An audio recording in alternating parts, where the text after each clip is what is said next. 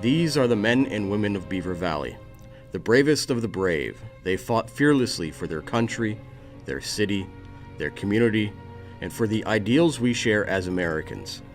They served proudly in World War II, Korea, Vietnam, the Gulf War, Iraq, and Afghanistan.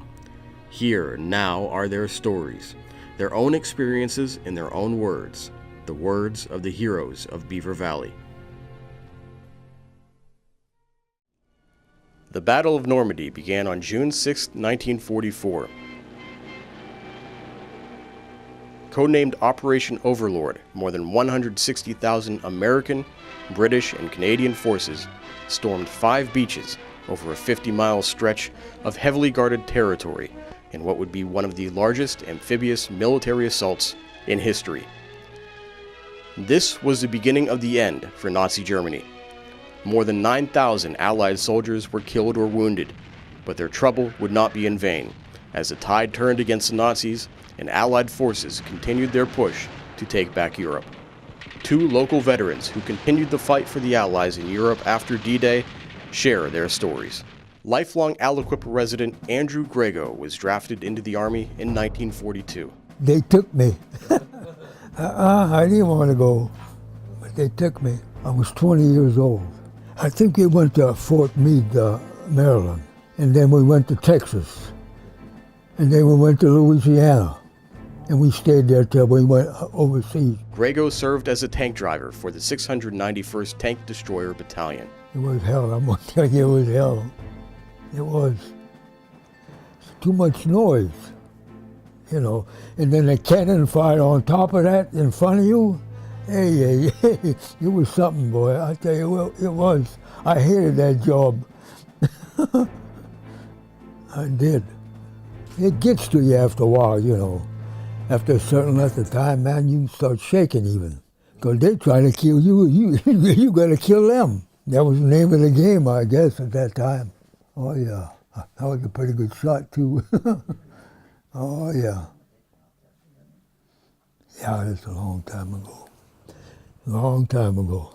The 691st made its way across northern France in support of multiple other divisions of the Army. We were in Nazi France, and we got there, we read the Germans out, and we got there that night.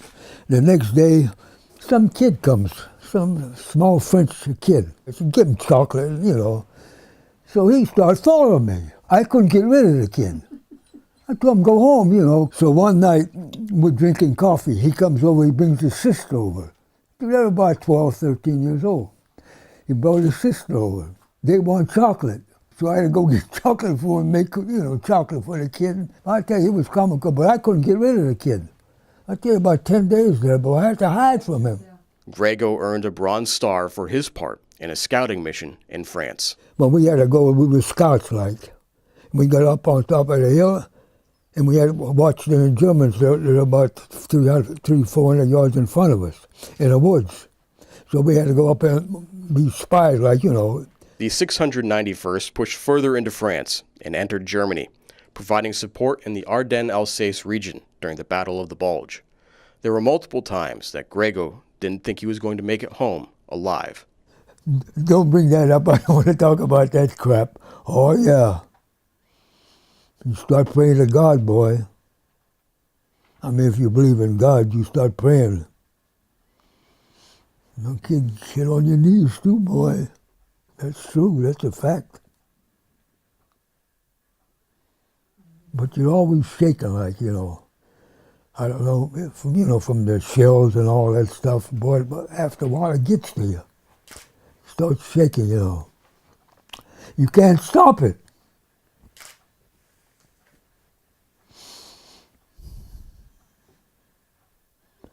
But there's a lot of things I forgot, though, really. Escapes me, there's a lot of things. The Allies, including the 691st, continued their push into Nazi territory. They encountered German soldiers willing to surrender. One instant we were in the woods, and some German's talking in German, he wants to give up. Well, who gonna watch him now? It's midnight. We're sleepy, we're tired as hell, you won't want to go to sleep. So we tied him up on the tree. Yeah, we tied him up. In the morning, he was still there. But he was glad that we didn't kill him. Grego saw many horrors of war, especially when he and his fellow soldiers encountered the concentration camps. That was hell too, boy. Really, believe me. Them people, I mean, you couldn't feed them, you couldn't give them nothing to eat, you'll kill them. And what the hell were you supposed to do? I mean, you see people starving? Oh, it was hell, no kidding. Yeah. I don't forget that, boy. I tell you, it was bad. Whew. Originally from Finleyville in Washington County, Albert Lydell joined the Army after his brother Bill was killed in 1942 in North Africa. I volunteered. I was one of them brave ones. I signed up in 42. 42 and gone. Lydell was sent to Fort Knox, where he initially volunteered to be a paratrooper. He soon would change his mind. When I seen them jumping out of the planes, I said, this ain't for me. I'd say there was 7,000 to 8,000 GIs walking around there on crutches and big casts on their legs from jumping into getting hurt. The Army was looking for tankmen, and Lydell decided to join them. He was sent to Camp Gordon for training and then to New York with the 10th Armored Division. They headed to France in 1944, landing in Cherbourg. That's when they took you in the barges in your tank, and when the barges belly down, they flew open to the gate and out you come with your tank in the water, and you got ankle-deep water in your tank. The 10th Armored Division helped take the French city of Metz. It was outside of Metz, in Merzig, Germany, that Lydell was injured from a bazooka hitting his tank. And when it was firing the gun barrels over my hatch, when I threw the hatch open, it had come over a half a foot and it hit the gun barrel. So I had to crawl through the tank to get out the other side. And the tank was on fire. I had the side of my face, neck, and hands burnt. I dove out of the assistant driver's seat onto the muddy field, and I'm rolling it to beat the fire out of me. And as a sergeant from the infantry, he crawled out of the trench and come up and helped beat the fire out of me. At the fire out, and he told me, go this way. And I was crawling, going up that way up to the outfit. First sergeant, he looked at me. I said, don't look at me, blow on me, I'm burning. But I made it. The ambulance come in, took me right out to a makeshift airport, flew me into the 110th General Hospital in England. Lydell spent 2 months in the hospital before returning to the front lines. He and the 10th Armored Division then battled the Germans for Bastogne. That's where we was wiped out. We went in there with about 80-some men. We come back out of there with 7. So, some of them lost their tanks.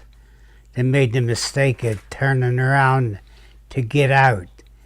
You turn around to get out, you give your big side of your tank to the enemy. I figured this way, if I went in, all I gotta do is throw it in reverse and take off backwards. Because if I could go in, I can come out. Yeah, I was scared. And there wasn't no hesitating or holding up. You did it. They got reinforcements, more equipment. We went back in, took it over. And we found a lot of our buddies with their hands tied. And they dragged them through the streets, showing them what they do to the American pigs. But you don't hear much of that. The 10th Armored Division also battled in Trier, the Rhineland, and Stuttgart. At different times they used to call me Crazy Sal. You had to be crazy. You stuck in that tank for like 2 days. You nothing to eat, nothing to drink. You got food, 10 rations.